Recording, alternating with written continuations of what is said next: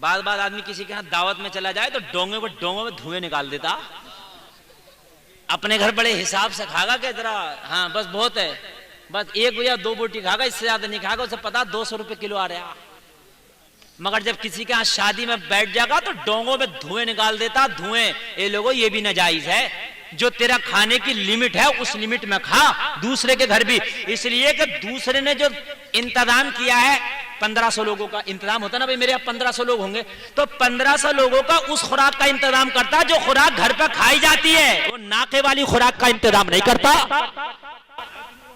ہاں وہ عام معمولی خوراک کا انتظام کرتا.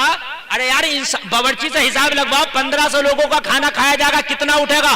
تو وہ انسانوں کی خوراک کا انتظام کرائے گا, حساب بتائے گا, ناکے والی کا نہیں بتائے گا.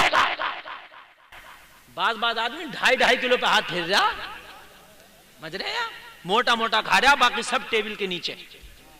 سمجھ رہے کہ نہیں سمجھ رہے؟ اللہ اللہ, خیال رکھو ان چیزوں کا. کسی کے گھر میں دعوت میں جاؤ تو دعوت میں جانے کے بعد میں جو معمول تمہارا کھانے کا اسی معمول پہ کھانا کھاؤ. جس طریقے سے کھا تو کھانا کتنا بھی لذیذ ہو مگر معمول نہ توڑو. اور جب کسی کے ہاں دعوت میں شادی میں جا رہا ہو تو تم ہی جاؤ, اپنے ساتھ کسی کو زبردستی بلا کر لے جاؤ. چلو فلاں ہوٹل میں کھانا چل رہا, ہمارے فلاں عزیز کی شادی ہے, کھانا کھانے چلنے, تو یہ بھی ساتھ ہو لیا, چل میرے ساتھ چل جائے گا. حرام ہے حرام. جس کی دعوت وہی جائے, جس کی دعوت نہیں ہے وہ نہ جا سکتا ہے نہ اسے کوئی لے جا سکتا ہے. فری میں بھی بہت کھا رہے ہیں. فری میں دعوت میری ہوئی, میں اپنے 2 دوستوں کو ساتھ میں لے گیا, چلو چلنا ہے یار ہوٹل میں مار آئیں. سمجھ رہے ہیں, حرام ہے حرام. اس لیے کہ کھانا میرے لیے تھا, اس کے لیے نہیں تھا. سمجھ میں آئی کہ نہیں آئی؟ روزہ دار کے لیے افطاری اگر مسجد میں پہنچی تو روزہ دار ہی اس سے افطاری کریں, جس کا روزہ نہیں ہے اس کے لیے حرام ہے وہ کھانا. اس لیے کہ جس نے افطاری کا انتظام کرایا روزہ داروں کے لیے کرایا, جو پورا دن کھا رہا اس کے لیے نہیں کرایا. اور مسجد میں جا کر جب افطاری ہوئی تو کھا سب رہے. اور اب تو ایسی افطار پارٹی ہو رہی ہے, افطار پارٹی میں کون آ رہے ہیں سب سے پہلے روزہ افطار میں؟ ملائم سنگھ یادو, جن کے دادا دی نے بھی روزہ نہ رکھا ہو. غریب کی افطار پارٹی تم نے نہیں دیکھی ہوگی اتنی بڑے پیمانے پہ جتنی امیروں کی افطار پارٹیاں چل رہی ہیں. جھوٹ تو نہیں بول رہا ہوں؟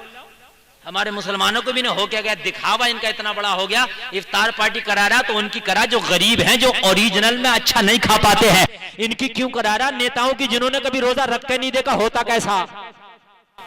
نیتاؤں کا چل رہا اخبار مارا, افطار پارٹی افطار پارٹی افطار پارٹی ہے, یہ دکھاوا پارٹی ہے. نیتا جی ایک مریض کو اسپتال میں 1 کیلا دے رہے, میڈیا والا فوٹو کھینچ رہا, 1 کیلا 4 آدمی پکڑ کے ہاتھ سے دے رہے ہیں, کئی کونٹل کا ہو. دکھاوے کی بھی حد ہو گئی.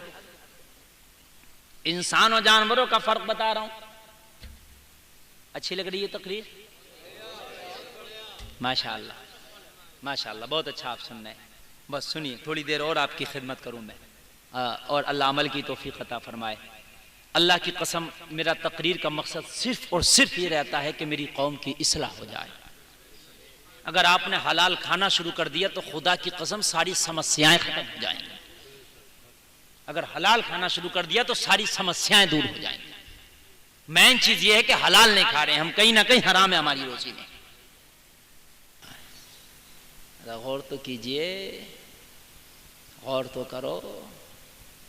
یہاں تو معاملہ یہ ہے, سرکاری نل آ تو کوشش کر رہا ہے میرے گھر کے اندر لگا دے کمرے میں ہی پانی پیوں بس اس کا. یہ تو دیکھ اس پر حق کس کس کا ہے, جس جس کا حق ہے اس پر پہنچنا چاہیے. اللہ اللہ. اے مسلمانوں کان کھول کر سنو, انسانوں اللہ نے انسان بنایا, حرام اور حلال میں فرق پیدا کرو.